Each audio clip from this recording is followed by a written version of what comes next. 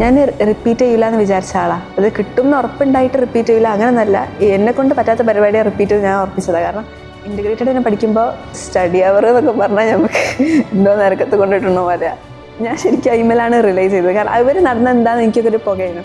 ഞാൻ എൻ്റെ ഫോൺ യൂസേജൊക്കെ എത്രയോ മണിക്കൂറായിരുന്നു. ഞാൻ പറഞ്ഞാൽ ഞങ്ങൾ ഞെട്ടു. 21 മണിക്കൂറൊക്കെ ആയിരിക്കും ഒരു ദിവസം ഫോണ്. ഞാൻ +2 പഠിക്കുന്ന സമയം വരെ 600 ക്രോസ് ചെയ്തിട്ടില്ല. 600 എന്നൊക്കെ പറഞ്ഞാൽ വേറൊരു ലോകം. അന്ന് ഭയങ്കര സങ്കടം ഉണ്ടായിരുന്നു. കുറേ കാലത്തിന് ശേഷമാണ് വെറുതെ ഇരിക്കുന്നത്. അപ്പോൾ സുഖമുണ്ട്. എക്സാം ഞാനൊരു ടഫ് എക്സാം പ്രതീക്ഷിച്ചിട്ടാണ് പോയത്. കാരണം 2025 ഒരു ടഫായിരുന്നു. അപ്പോൾ ഒന്നില്ലെങ്കിലും ആ ലെവലെങ്കിലും ഞാൻ അതിനെക്കാട്ടി ടഫാണ് പ്രതീക്ഷിച്ചത്. അന്ന് മിനിമം ആ ലെവലെങ്കിലും കീപ്പ് ചെയ്യുമെന്ന് വിചാരിച്ച്. പക്ഷേ ക്വസ്റ്റ്യൻ പേപ്പർ തുറന്നപ്പോൾ ഫസ്റ്റ് ക്വസ്റ്റ്യൻ തന്നെ ഭയങ്കര എളുപ്പമാണ്. അപ്പോൾ ഞാൻ വെച്ചാൽ അതായിരിക്കും ബാക്കി അങ്ങനെ കാണാൻ വിചാരിച്ചത്. പക്ഷേ എല്ലാ ക്വസ്റ്റ്യനും ഭയങ്കര സിമ്പിളായിട്ട് കാണുമ്പോൾ എക്സാം ഹാളിൽ തന്നെ എനിക്ക് തോന്നി കട്ട് ഓഫ് നല്ല കൂടുന്ന കാര്യം. അപ്പോൾ ഓരോ മിസ്റ്റേക്കും നല്ല കോസ്റ്റ്ലി ആയിരിക്കും എനിക്ക് അറിയാനും. അപ്പോൾ ആ ഒരു ചെറിയ ഇതുണ്ടായിരുന്നു എക്സാം എഴുതുമ്പോൾ തന്നെ, ചെറിയൊരു റിയലൈസേഷൻ. ഫുൾ 100% ഫോക്കസോടെ തന്നെ എഴുതണം എന്നുള്ളത്. പക്ഷെ എന്നിട്ട് മാറിക്കുത്തൊക്കെ ചെയ്തതാണ്. കെമിസ്ട്രിയിലായിരുന്നു ഒന്നാമത് എനിക്ക് ഇതില്ലെങ്കിൽ എന്ത് എന്നുള്ളതിനൊരു ആൻസർ ഇല്ല, പ്ലാൻ ബി ഇല്ല. അപ്പോൾ എന്തായാലും ഒരു 2 കൊല്ലം ഇങ്ങനെ ഓറിയൻറ്റഡ് ആയിട്ട് പഠിച്ചതാണ്. ഞാൻ റിപ്പീറ്റ് ചെയ്യില്ല എന്ന് വിചാരിച്ച ആളാണ്. അത് കിട്ടും എന്ന് ഉറപ്പുണ്ടായിട്ട് റിപ്പീറ്റ് ചെയ്യില്ല അങ്ങനെയൊന്നല്ല. എന്നെ കൊണ്ട് പറ്റാത്ത പരിപാടിയെ റിപ്പീറ്റ് ചെയ്ത് ഞാൻ ഉറപ്പിച്ചതാണ്. കാരണം ഇൻറ്റഗ്രേറ്റഡ് തന്നെ പഠിക്കുമ്പോൾ സ്റ്റഡി അവർ എന്നൊക്കെ പറഞ്ഞാൽ നമുക്ക് എന്തോ നിരക്കത്ത് കൊണ്ടിട്ടുണ്ടോ പോലെ അങ്ങനെ തീരെ ഇരുന്ന് ശീലമല്ല, തീരെ അങ്ങനെ പഠിച്ച ശീലമല്ല. അപ്പോൾ ഓരാണ് പറഞ്ഞതെന്ന് റിപ്പീറ്റ് ചെയ്ത് നോക്കുന്ന ഓരോ കുറച്ചുകൂടി പുഷ് ചെയ്തതുകൊണ്ടാണ്. അല്ലെങ്കിൽ ഞാൻ ചിലപ്പോൾ ഞാൻ സമയം ഒറ്റക്കായിരുന്നെങ്കിൽ ഞാൻ റിപ്പീറ്റ് ചെയ്യാൻ വരലുണ്ടാവില്ല. ഞാൻ വേറെ ഏതെങ്കിലും കോഴ്സ് എടുത്ത് അങ്ങനെ പിന്നെ ഞാൻ CUT ഒക്കെ എഴുതിയിരുന്നു. അതിനൊക്കെ അത്യാവശ്യം മാർക്കിടും. അപ്പോൾ അങ്ങനെയൊക്കെ പോയാലോ വിചാരിച്ച്. പക്ഷെ ആ സമയം അങ്ങനെ പറഞ്ഞതുകൊണ്ടാണ് ഒരു കൊല്ലം കൂടി അങ്ങനെ ഇരുന്ന് നോക്കാൻ വിചാരിച്ച്. പിന്നെ ആകെ ഒരു ക്വസ്റ്റ്യനാണ് പോയത് കഴിഞ്ഞ കൊല്ലം എഴുതിയപ്പോൾ. കഴിഞ്ഞ കൊല്ലം 522, ലാസ്റ്റ് 526 ആണ് കയറിയത്. അപ്പോൾ ആ ഒരു സമയം എനിക്ക് ഭയങ്കര ഡൗൺ ആയിരുന്നു. പിന്നെ അങ്ങനെ ഒന്നുകൂടി ഇരുന്ന് നോക്കാമെന്ന് വിചാരിച്ച്. ഭയങ്കര ടഫ് എക്സാമും ആയിരുന്നല്ലോ. പിന്നെ +2 കൂടെ എഴുതിയപ്പോൾ തന്നെ ഒരു ക്വസ്റ്റ്യനെ പോയിട്ടുള്ളൂ എന്നൊക്കെ അങ്ങനെയൊക്കെ നോക്കുമ്പോൾ എന്നാൽ ഒരു കൊല്ലം കൂടി ഇരുന്ന് നോക്കിയാൽ കിട്ടുമായിരിക്കും എന്ന് വിചാരിച്ച്. പിന്നെ കോളിംഗ് ടൈമൊക്കെ വരുമല്ലോ, ആഴ്ചയിൽ 2 ദിവസമൊക്കെ. അപ്പോൾ ഞാൻ ഇവർക്ക് വിളിക്കും, എന്നിട്ട് ഇങ്ങനെയെന്നൊക്കെ പറയും. അപ്പോൾ മോട്ടിവേഷൻ കിട്ടലുണ്ട്. ഞാൻ ഫുൾ ഇയർ കൺസിസ്റ്റൻസി എനിക്ക് കീപ്പ് ചെയ്യാൻ പറ്റിയിട്ടില്ല. ഞാൻ എനിക്ക് തോന്നുന്നത് ഓഗസ്റ്റിലാണ് ജോയിൻ ചെയ്യുന്നത്. ഓഗസ്റ്റ് പകുതിയാകുമ്പോൾ ഞാൻ റിപ്പീറ്റ് ജോയിൻ ചെയ്യുന്നത്. ഫസ്റ്റ് ഫേസിലൊന്നും ഞാൻ അങ്ങനെ വർക്ക് ചെയ്തിട്ടില്ല.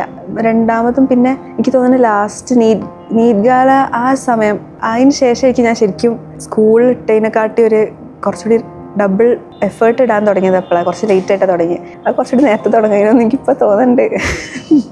ഞാൻ +2 പഠിക്കുന്ന സമയം വരെ 600 ക്രോസ് ചെയ്തിട്ടില്ല. 600 എന്നൊക്കെ പറഞ്ഞാൽ വേറൊരു ലോകം.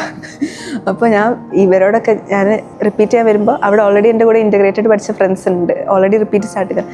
അപ്പോൾ ഓരോടൊക്കെ ഞാൻ ജസ്റ്റ് ഫസ്റ്റ് ഡേ വന്നപ്പോൾ ചോദിച്ചു, ഇപ്പോൾ എത്ര മാർക്കൊക്കെ ഇവിടെ ഉണ്ടാവരുതെന്നൊക്കെ ചോദിച്ചു. അവർ പറഞ്ഞു ഇപ്പോൾ 650 ഒക്കെ ഉണ്ട്. ഞാൻ 650യോ ഇപ്പോൾ തന്നെ 650യോ? നമ്മൾ കഴിഞ്ഞ മാസമാണ് 500 മേലെ. അപ്പോൾ ഞാൻ ചോദിച്ചു തീരെ എത്താൻ പറ്റാത്തൊരു സ്ഥലമാണെന്ന് വിചാരിച്ചു. പക്ഷേ പിന്നെ ഒരു ഗ്രാൻഡിൽ റിവിഷനൊക്കെ നടക്കുമ്പോൾ ആ ലെവലെത്താൻ തുടങ്ങിയപ്പോൾ റീച്ചബിൾ ആണെന്നുള്ളൊരു സാധനം നമുക്ക് മനസ്സിലായി. ഇടയ്ക്ക് 720 എക്സാംസിലൊക്കെ മാർക്ക് കയറുമ്പോൾ എന്നാൽ ഒന്ന് പഠിച്ച് നോക്കിയാലോ എന്ന്. പിന്നെ എല്ലാ എക്സാമിനും ഞാൻ ഈ സൈക്കിളാണ്, കറക്റ്റ് കിട്ടൂല, അപ്പോൾ മാർക്ക് കുറച്ച് കയറും, എന്നാൽ കിട്ടുമായിരിക്കും, അങ്ങനെ അത് ലാസ്റ്റ് വരെ ഉണ്ടായിട്ടുണ്ട്. സെൽഫ് ഡൗട്ടൊക്കെ ഞാനിങ്ങനെ എനിക്കായിട്ട് വേറൊരു പ്ലാൻ ഉണ്ടാക്കിയിട്ടില്ല. എക്സാം ഏതാണോ വരുന്നത് അതിനെ പഠിക്കുക, അതിന് ടോപ്പിക് തീരുന്ന പോലെ ക്വസ്റ്റ്യൻ ചെയ്യുക, അങ്ങനെ നോക്കിയിട്ടുള്ളൂ.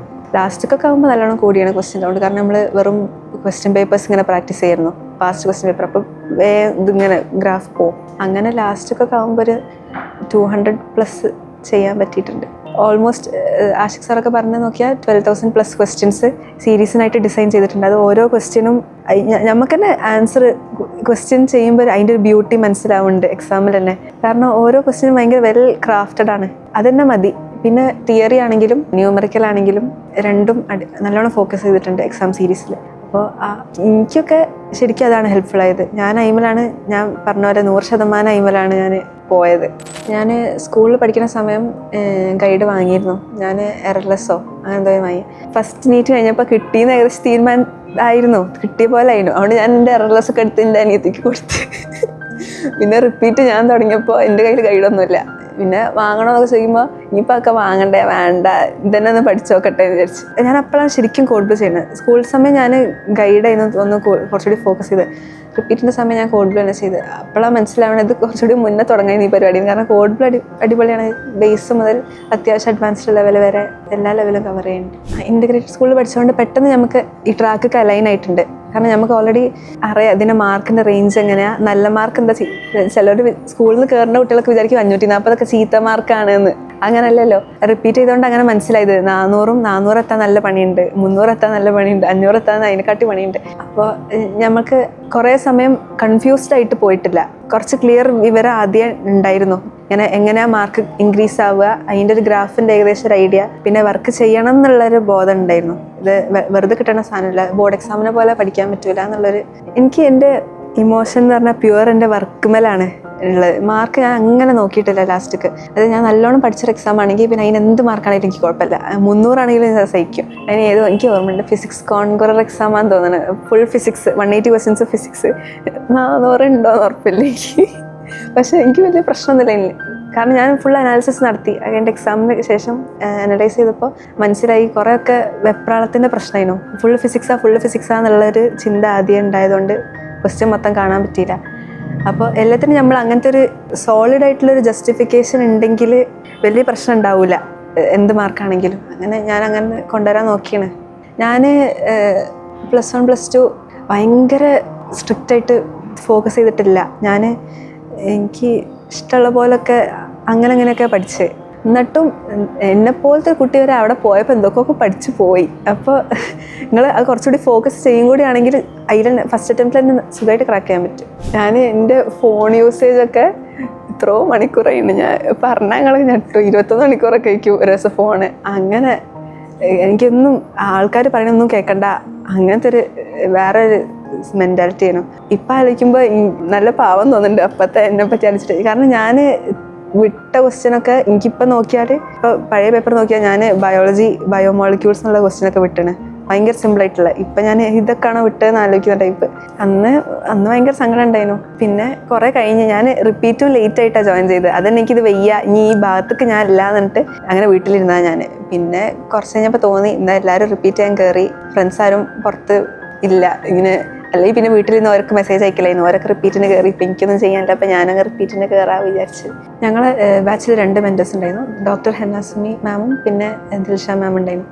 അപ്പോൾ ഇവർ വരുമ്പോൾ നല്ല കോമഡിയാണ്. ഇവർ വരുമ്പോൾ കുറേ കഥയൊക്കെ കേൾക്കാം, മെഡിക്കൽ കോളേജിലത്തെ കഥയൊക്കെ കേൾക്കാം, അവിടെ എന്തൊക്കെ നടക്കണേ, അവിടുത്തെ ഫെസ്റ്റിവൽസും അവിടുത്തെ പരിപാടിയും പാട്ടും ട്രിപ്പ് പോകണതും ഇതൊക്കെ കേൾക്കാനാണ് ഞങ്ങൾ കാര്യമായിട്ടിരിക്കണേ. പിന്നെ അഡ്വൈസ് തരേണ്ട സമയം കറക്റ്റായിട്ട് കൊണ്ടുപോയിട്ടുണ്ട്. കാരണം ഇവർ അധികമൊന്നും ആയിട്ടില്ലല്ലോ, ഇവരിപ്പോൾ പഠിച്ചുകൊണ്ടിരിക്കുക. അപ്പോൾ കറക്റ്റ് ഓർമ്മയുണ്ട്, ചാപ്റ്റർ പറഞ്ഞാലും ഓർമ്മ ഉണ്ടായില്ല എന്ത് ടൈപ്പ് ക്വസ്റ്റ്യൻസ് ആണ് എങ്ങനെയാണ് ചെയ്യേണ്ടതെന്നൊക്കെ. എനിക്ക് നല്ല ഹെൽപ്ഫുള്ളായിരുന്നു. ബാച്ച് സ്പ്ലിറ്റ് ആക്കിയിട്ട് പകുതി ആൾക്കാർക്ക് ഒരു മെൻറ്റർ എനിക്ക് ഹെന്നാസുമി മാമിനായിരുന്നു കിട്ടിയത്. അപ്പോൾ ഞങ്ങൾക്ക് 1-to-1 ഇൻട്രാക്ഷൻസ് ഉണ്ടാവും. അപ്പോൾ ഇങ്ങനെ പ്രശ്നങ്ങളൊക്കെ പറയുമ്പോൾ പിന്നെ ടാബിൽ മെസ്സേജ് അയക്കുമായിരുന്നു എന്തെങ്കിലും ഇഷ്യൂസ് ഉണ്ടെങ്കിൽ. അപ്പോൾ ഡൗട്ട് ക്ലിയറൻസും അങ്ങനെ ഉണ്ടായിരുന്നു, നല്ല ഹെൽപ്ഫുള്ളായിരുന്നു. ആഷിഖ് സാറിൻ്റെ മോർണിംഗ് മീറ്റിംഗ്, ഞാൻ നൈറ്റ് ബാച്ച് സ്റ്റുഡൻ്റ് ആയിരുന്നു. അപ്പം ഞാൻ രാവിലെ എണീറ്റാൽ ഇതാണ് കാണുന്നത്. മോർണിംഗ് ബാച്ച് സ്റ്റുഡൻസ് പിന്നെയും കുറച്ച് പഠിച്ചിട്ടാണ് കാണുന്നത്. അതുകൊണ്ട് എന്നെ പോലത്തെ ആൾക്കാർക്ക് നല്ല എഫക്റ്റ്. എനിക്കറിയില്ല മോർണിംഗ് ബാച്ച് പഠിച്ച സ്റ്റുഡൻസിൻ്റെ കാര്യം, പക്ഷേ നൈറ്റ് ബാച്ചിൽ പഠിച്ച സ്റ്റുഡൻസിന് ഒടുക്കത്തെ എഫക്റ്റ് ചെയ്യുന്നു. കാരണം ഫസ്റ്റ് തന്നെ 15 മിനിറ്റ് ഇതാണ് കേൾക്കണത്. ആ ഒരു ദിവസം എങ്ങനെ കൊണ്ടുപോകണം എന്നുള്ളൊരിത് കിട്ടും. പിന്നെ ഇതൊക്കെ നോർമലാണെന്നുള്ളൊരു കാര്യം സാർ എപ്പോഴും പറഞ്ഞിട്ടുണ്ട്. എന്താ ഈ ഒരു സ്റ്റേജിൽ ഇങ്ങനെയാണ് നിങ്ങൾക്ക് ഫീൽ ചെയ്യുക, അതിങ്ങനെ ചെയ്യുക, ഇങ്ങനെ ഡീൽ ചെയ്യുക, പിന്നെ അത് ശരിയാവുന്നില്ല എന്നുള്ളൊരു ഫൈനൽ നോട്ടിലാണ് ഒക്കെ എൻഡ് ചെയ്യുക. ഇത് ഒരിക്കലും ശരിയാവാൻ പോകില്ല. അപ്പോൾ എങ്ങനെയെങ്കിലും ഇതായിട്ട് അഡാപ്റ്റ് ചെയ്യുക. നമ്മളിത് ശരിയാവും എന്നുള്ളൊരു ഫോൾസ് ഹോപ്പിൽ ഇതുവരെ ഇട്ടിട്ടില്ല. ഫസ്റ്റ് മുതലേ ക്ലിയർ ആയിട്ട് കണ്ടണ് ഇതെങ്ങനെയാണ് പോകണത്, ഇതിങ്ങനെ തന്നെ ആവുന്നു, ഇതുകൊണ്ട് ഞാൻ അഡാപ്റ്റ് ആവണം എന്നുള്ളൊരു മൈൻഡ് സെറ്റ് സാറ് ഇങ്ങനെ ഓരോന്ന് പറയുമ്പോൾ നല്ലോണം കിട്ടിയിട്ടുണ്ട്. ക്ലാസ്സസ് അടിപൊളിയായിരുന്നു, പറയാൻ നിൽക്കാൻ വയ്യ. ഭയങ്കര പാഷനറ്റ് ആയിട്ടാണ് ഇവർ പഠിപ്പിക്കുന്നത്. നമുക്കൊരു ചാപ്റ്റർ ഇഷ്ടമല്ലെങ്കിലും നമ്മൾക്ക് അറ്റ്ലീസ്റ്റ് ആ ഫാക്കൽറ്റീനെ ഇഷ്ടമായതുകൊണ്ട് നമുക്ക് അതങ്ങ് ഇഷ്ടപ്പെട്ടു പോകുന്ന ഒരവസ്ഥയാണ്. എനിക്ക് എവല്യൂഷനും കണ്ടുകൂടാത്ത ചാപ്റ്ററാണ്. അത് ഞാൻ എങ്ങനെയാണ് പഠിച്ചത് എനിക്ക് തന്നെ അറിയില്ല. അതും പിന്നെ വേറെ കുറേ ചാപ്റ്റേഴ്സ് ഉണ്ട്, അനാട്ടമി ഓഫ് ഫ്ലവറിങ് പ്ലാന്റ്സും ബയോഡൈവേഴ്സിറ്റി ഒക്കെ എനിക്ക് തീരെ ഇഷ്ടമാണ്. കാരണം ഒരുമാതിരി ഭയങ്കര ഡ്രൈ ആയിട്ടുള്ള ചാപ്റ്റേഴ്സ് എനിക്ക് തീരെ ഇഷ്ടമില്ല. ബയോടെക്നോളജി ഒന്നും എനിക്ക് തീരെ ഇഷ്ടമില്ല. അതൊക്കെ വെറും സാറുമാരെ കൊണ്ട് മാത്രം ഇഷ്ടപ്പെട്ട ചാപ്റ്ററുകളാണ്. പിന്നെ ഫിസിക്സിൻ്റെ കാര്യം പറയുകയാണെങ്കിൽ അനൂപ് സാറൊക്കെ ക്വസ്റ്റ്യൻ അപ്രോച്ച് ചെയ്യണ കാണുമ്പോൾ തന്നെ നമ്മൾ അതിന് വേണ്ടിയിട്ടായിരിക്കുന്നത്. നമുക്ക് ക്വസ്റ്റ്യൻ ആൻസറൊക്കെ സെക്കൻഡറി, സാറ് അതിനെങ്ങനെയാണ് first impression, sir first step എന്താ എഴുതുക നോക്കുക. അങ്ങനെ കുറേ ഇൻസൈറ്റ് അങ്ങനെ കിട്ടിയാണ്. പിന്നെ ഷിബിലി സാറാണെങ്കിലും ലാസ്റ്റ് അഷ്റഫ് സാറാണെങ്കിലും, അഷ്റഫ് സാർ എന്ത് പറയണോ എക്സാമിന് അതിങ്ങനെ കോപ്പി പേസ്റ്റ് അങ്ങനെയാണ്. എന്നിട്ട് ഏതൊക്കെ ഗ്രാൻഡ് എക്സാമൊക്കെ അന്ന് ചിലപ്പോൾ സാറിന് ഡൗട്ട് ക്ലിയറൻസ് ഉണ്ടാവും രാവിലെ. അന്ന് എല്ലാവർക്കും ഒരു എക്സ്ട്രാ ശ്രദ്ധയായിരിക്കും സാറിന് ലൈവ് രാവിലെ ഉണ്ടെങ്കിൽ. എല്ലാവരും ഭയങ്കര ശ്രദ്ധ, ഇന്ന് എന്തായാലും എക്സാമിന് വരാനുള്ളതാണ് ഉറപ്പിച്ചിട്ട് എല്ലാവരും ഇരിക്കുക. അങ്ങനെയായിരുന്നു. പിന്നെ ഫിസിക്സിന് RRP സാർ ഉണ്ടായിരുന്നു. സാറ് കാരണമാണ് വർക്ക് എനർജി മെക്കാനിക്സ് എനിക്ക് ഇഷ്ടപ്പെട്ടത്. അങ്ങനെ കുറേ ഫാക്കൽറ്റി ഡ്രിവൺ ആണ് കുട്ടികളുടെ ഒരു അപ്രോച്ച് സബ്ജക്ട്സിനോട്. പിന്നെ കുട്ടിക്കും ഇഷ്ടം വേണം, ഇഷ്ടമല്ലെങ്കിലും കുഴപ്പമൊന്നുമില്ല, അത് ഞാൻ പഠിക്കുക എങ്ങനെയെങ്കിലുമൊക്കെ. പിന്നെ മാർക്ക് എന്ന് പറഞ്ഞ സംഭവം നോക്കേ ചെയ്യരുത്. അത് ലാസ്റ്റ് നല്ല ഫ്ലക്ച്വേഷൻ ഉണ്ടാവും, നല്ല വേരിയൻസ് ഉണ്ടാവും. നിങ്ങൾ വിചാരിച്ച പോലെ ഒന്നും ആവില്ല. ഞാൻ എന്നോട് പറഞ്ഞാലും ഞാൻ കേൾക്കൂല, ഞാൻ റിപ്പീറ്റ് ചെയ്യുന്ന സ്റ്റുഡൻ്റ് ആണെങ്കിൽ. പക്ഷെ എനിക്ക് അങ്ങനെ ഇമ്പോസ് ചെയ്ത് അങ്ങ് വിശ്വസിക്കുക. നിങ്ങൾക്കൊന്നും അറിയില്ല, അത് വിശ്വസിച്ചോ, അങ്ങനെ പറയുള്ളൂ. ഫസ്റ്റ് മുതലേ പഠിക്കുക. പിന്നെ ഇവിടുന്ന് കിട്ടുന്ന അഡ്വൈസ് ബ്ലൈൻഡായിട്ട് ട്രസ്റ്റ് ചെയ്യുക. ജഡ്ജ് ചെയ്യണ്ട ആരെയും, നിങ്ങളെയും സ്വയം ജഡ്ജ് ചെയ്യേണ്ട. മാർക്ക് വെച്ചിട്ടോ അല്ലെങ്കിൽ കിട്ടണ റാങ്ക് വെച്ചിട്ടോ ഒന്നും അളക്കാൻ പോണ്ട. ജസ്റ്റ് ബ്ലൈൻഡായിട്ട് ട്രസ്റ്റ് ചെയ്യുക, ബ്ലൈൻഡായിട്ട് പണിയെടുക്കുക, അത്ര തന്നെ.